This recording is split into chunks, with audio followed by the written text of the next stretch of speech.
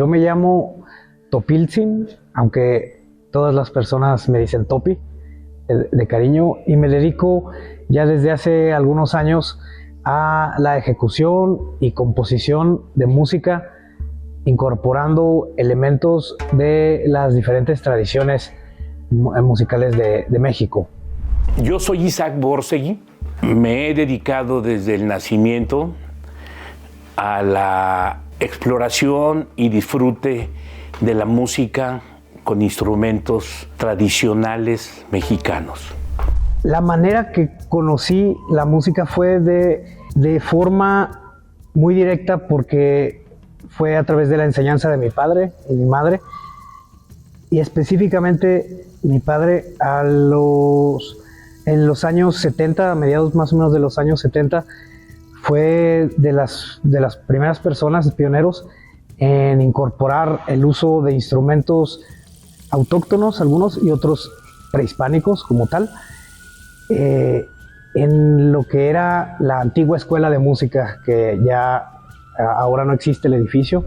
Me tocó la suerte de nacer en Tlaquepaque y de nacer en una familia de artesanos. Crecí con mis abuelos maternos. Ellos me enseñaron a jugar con el barro, me enseñaron a curtir cueros con elementos naturales, sal, cal, y a utilizar maderos ya secos, no tumbar árboles para hacer el instrumento, y me enseñaron la disciplina de que había que colaborar en familia. Desde muy pequeño me enseñé a trabajar el barro en sus diferentes presentaciones, primero como vasijas para la casa, la casa hogar, y bueno, pues antes de salir la secundaria, entré a la escuela de música, antigua escuela de música, que estaba por Pedro Moreno y Escorza, donde hoy está el edificio administrativo de nuestra Universidad de Guadalajara. Bueno, pues entré ahí y conocí otro mundo. La forma en la que él tuvo acercamiento a sus instrumentos fue de una manera más directa, a través de participar en las tradiciones populares de los pueblos, específicamente de Tlaquepaque en su tiempo, cuando era niño. Entonces, ya cuando nací yo y nacimos mis hermanos y hermanas, nos tocó que el trabajo y la investigación ya estuviera bastante avanzado. Entonces, pues fuimos aprendiendo desde temprana edad, primero a jugar con los instrumentos, después a tocarlos y posteriormente a construirlos. Los instrumentos musicales de origen autóctono, sea de cualquier lugar, están inspirados, fundamentados, primero en los elementos naturales de la región. Si es un lugar árido, va a haber ciertos elementos sonoros de ahí. De ahí surgen los instrumentos musicales. Si es un lugar muy fresco, van a salir también muchas cosas interesantes. No hay otro punto de referencia más que la naturaleza. No hay el que alguien dijo, no, es que yo me puse a inventar esta flauta que tiene tantos sonidos y la hice porque yo sabía que con 5 sonidos iba a ser un trabajo así. No. O sea, es la naturaleza, o sea, la imitación de un pájaro, de un pato, de qué sé yo, ¿no? Hasta de un animal feroz, grande, de un león. Hay unos instrumentos que les llaman bramadoras, otros les llamamos tambor chillante, pero que hace un sonido como de jaguar, como de tigre. Ahora, claro, que hay una infinidad de sonidos que se pueden crear, ¿no? Desde cómo se oye el cosmos, ¿no? Cómo se oyen las estrellas, cómo se oyen.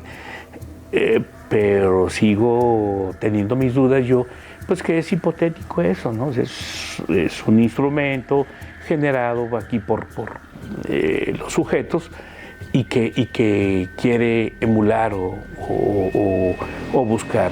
Hay referencias, por supuesto, pero no son todas fidedignas. Y bueno, a lo mejor me estoy metiendo así un poquito con la NASA y desmintiendo cosas, pero hay sonidos que dicen que así se escucha el sonido de Júpiter y demás, y desde mi punto de vista muy personal y con todo respeto para quienes dicen eso, no es así. Sin embargo, el sonido, este sonido que solamente basta con que se lo ponga uno aquí en la oreja y se oye una acústica natural, la gente dice que se oye el mar, ¿verdad? Pero pues es el sonido que pasa a través de un hueco y ese hueco tiene una espiral, entonces nos hace un efecto muy interesante, lo cual quiere decir que todos los instrumentos están remitidos a la inspiración de la naturaleza. No hay otro instrumento que haya dicho alguien, no, pues yo inventé este tambor porque es el tambor del corazón de la tierra, ¿sí? Este es el corazón de la tierra. Miren, escúchenlo, por favor. El corazón de la tierra.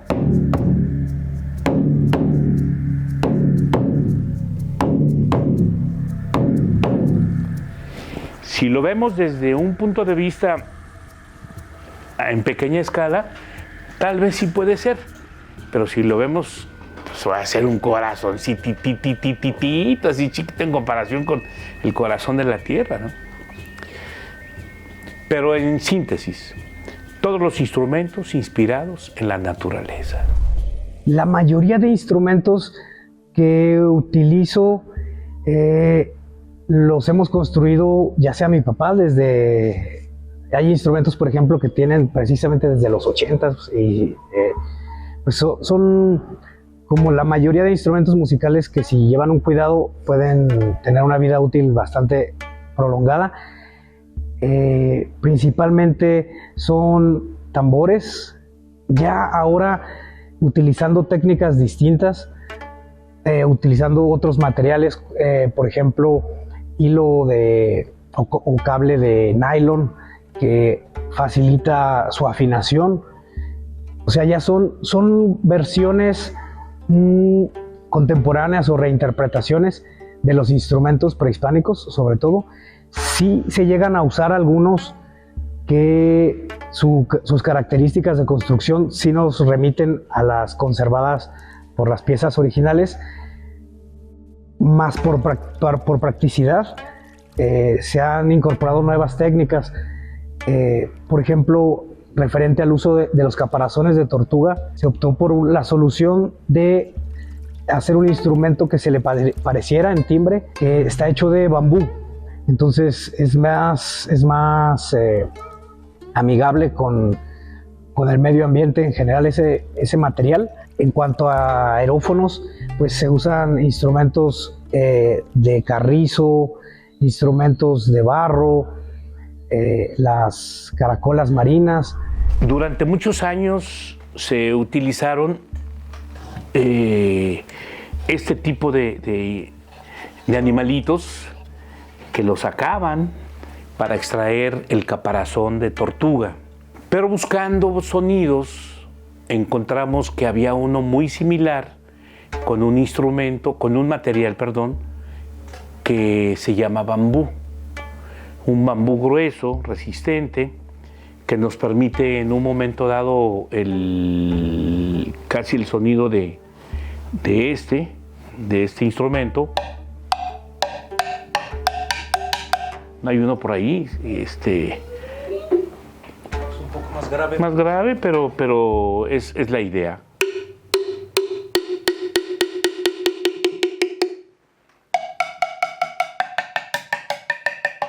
Nadie puede negar que ese sonido era de hace, no creo me atreva a decir millones de años, pero sí muchos miles de años, Ese mismo sonido que acaban de escuchar, que acabamos de escuchar, ese es el que se escuchaba allá hace muchos años.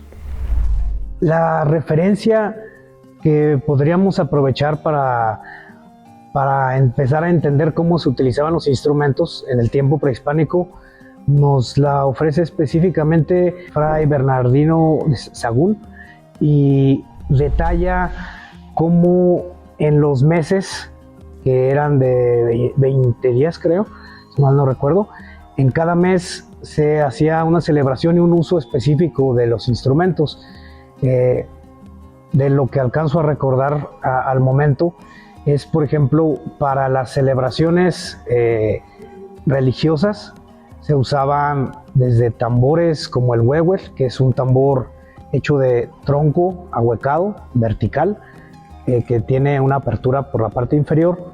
Se usaba para las danzas, porque es muy interesante cómo la música, la danza, la poesía en el tiempo prehispánico eran no necesariamente una misma arte, pero se practicaban simultáneamente.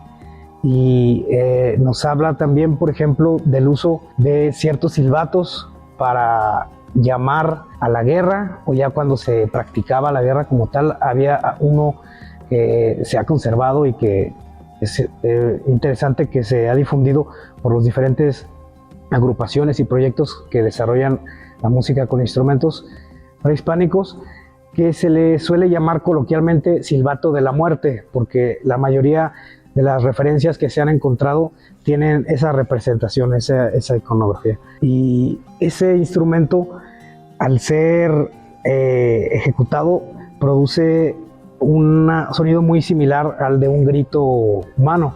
Entonces se cree que se utilizaban previo a la batalla, o en sus guerras floridas que hacían en el centro, por ejemplo, de México, como una forma de guerra psicológica, por ejemplo. Está documentado también, por ejemplo, en los murales de Bonampak, el uso ceremonial de trompetas hechas del quiote de maguey o de otros materiales que, lamentablemente, al ser orgánicos, se ha recuperado muy poco de ese tipo de instrumentación. Lo que sí se han recuperado, por ejemplo, instrumentos similares que también se usaban tanto para contextos ceremoniales como para, en este caso, hacer una comunicación extendida a grandes poblaciones, que es el uso del caracol, el atecocoli. Y pues eso sí hay en varios museos y colecciones del país y fuera del país. Hay varias piezas labradas con incrustaciones, otras sencillas, pero ese tipo de instrumentos se han podido conservar, por ejemplo, y diversos tambores, específicamente ese llamado huehuel, es difundido básicamente por todo el país. Aquí en 1914, aquí en México, tuvimos la suerte que llegaran dos investigadores alemanes, Kurt Sachs y Hornbostel. Estaban haciendo una tabla que le llamaban tabla organológica de los instrumentos. Ellos ahí clasificaban en 4 familias los que eran idiófonos con sonido propio, aerófonos, funcionan con aire, cordófonos, funcionan con cuerdas. ¿Y cuál más falta? Membranófonos, los que son más de muchos, todos los que tienen membrana en la parte superior.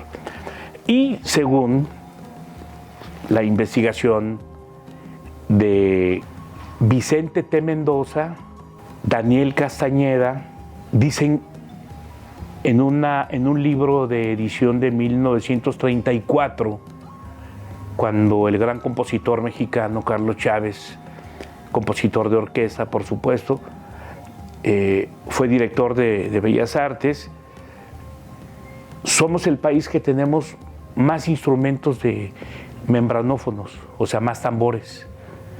Pequeños, grandes, grandísimos y demás. Yo tenía entendido hace muchos años que Japón era quien tenía más membranófonos, pero aquí se da uno cuenta que hay instrumentos por doquier. Tuve la oportunidad en 1979 de visitar el Museo Nacional de Antropología y visitar las bodegas donde tienen los instrumentos sin codificar. Muchísimos instrumentos de viento, muchos instrumentos de membrana. Naturalmente que si tú entierras un instrumento de membrana, el cuero después de 15 años se va a desaparecer bajo la tierra y nada más vas a encontrar el puro vasito. Entonces esos vasitos, las personas que lo investigaron, como no eran músicos, eran antropólogos o tenían otra disciplina, no tenían su formación en organología musical, ellos los codificaron de otra manera y así están en las cajas. Y yo te lo puedo constatar porque yo estuve ahí. En la Universidad de Guadalajara, la Escuela de Música, me becaban con el camión de ida y con el camión de venida.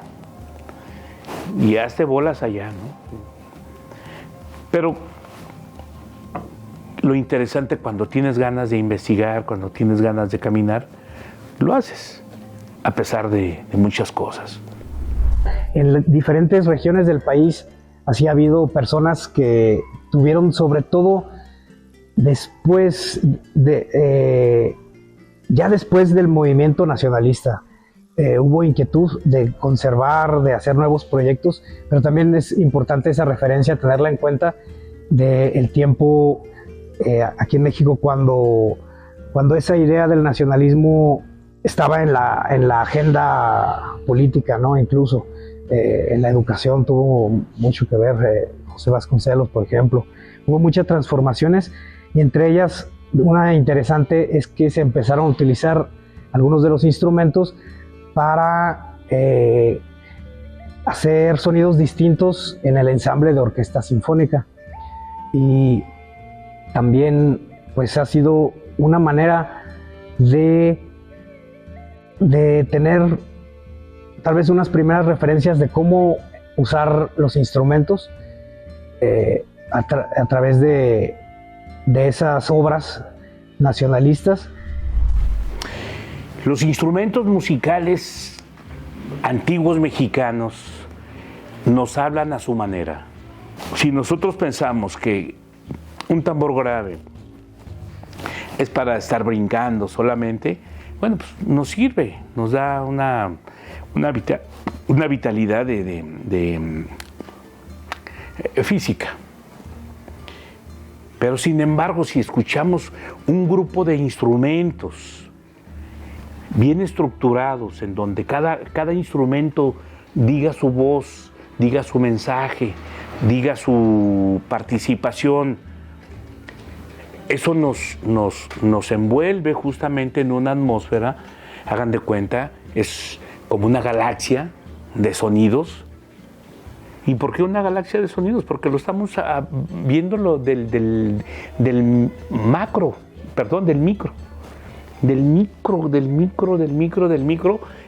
en donde podemos sentir todas las vibraciones, porque finalmente cada sonido es una vibración, nada más, ¿no? Ese sonido es una vibración, que son vibraciones que impactan diferente en nuestras ramificaciones cerebrales que nos corren por el cuerpo. Eso no me corresponde decirlo a mí porque, bueno, pues no es el contexto que estamos hablando ahorita, pero cada sonido que escuchamos, desde el caracol hasta el silbatito más pequeño, hasta el mismo palo de agua que se voltea para un lado y que la gente dice, ay, ese es instrumento, sí, pero es un palo hueco que tiene piedritas por dentro nada más. Sí, pero tiene un impacto en nuestras ramificaciones que tenemos en todo el cuerpo, ¿no? Desde la planta del pie hasta el último cabellito que nos queda en la cabeza. Entonces son instrumentos muy energetizantes, son instrumentos muy respetables también, ¿sí? Y son instrumentos que te enseñan mucho. Si sabes escucharlos, si se saben escuchar los instrumentos, te enseñan mucho. Las fuentes de inspiración para hacer composición nueva utilizando los instrumentos prehispánicos y los autóctonos de México, en lo particular, siempre trato de que haya alguna referencia, ya sea en rítmica, que se utilice todavía en alguna danza o en alguna tradición viva. Hay otros ritmos que provienen, por ejemplo, de lo que se conservó de la música, pero ya transformado a otros géneros musicales, como el mariachi, por ejemplo. Hay un recurso técnico que se llama sesquiáltera, por ejemplo, que es muy común en música de todo México, y por ejemplo ese tipo de elementos intento integrarlos melódicamente. Sobre todo trato de explorar en su máxima capacidad el instrumento, logrando a veces melodías que no están en afinaciones occidentales, que se salen de las escalas occidentales. Y en cuanto a la conjunción de instrumentos como tal, como ensamble, pues se busca que haya un balance, por ejemplo, entre los sonidos más graves producidos por grandes tambores, los sonidos intermedios producidos, por ejemplo, por un instrumento también muy icónico de nuestra cultura, que es el teponaztli. Las melodías suelen llevarlas los instrumentos de aliento, y también algo que ha sido de bastante utilidad es, como comentaba, tomar como referencia las soluciones de orquestación que ya compositores y compositoras del tiempo nacionalista lograron desarrollar, y también las referencias de otros proyectos del maestro Jorge Reyes, del maestro Antonio Cepeda, que ya ellos pertenecen a otras generaciones, pero creo que es una música que está en constante evolución, porque cada vez noto, y es muy bonito eso, que hay más personas en búsqueda de participar de esa tradición.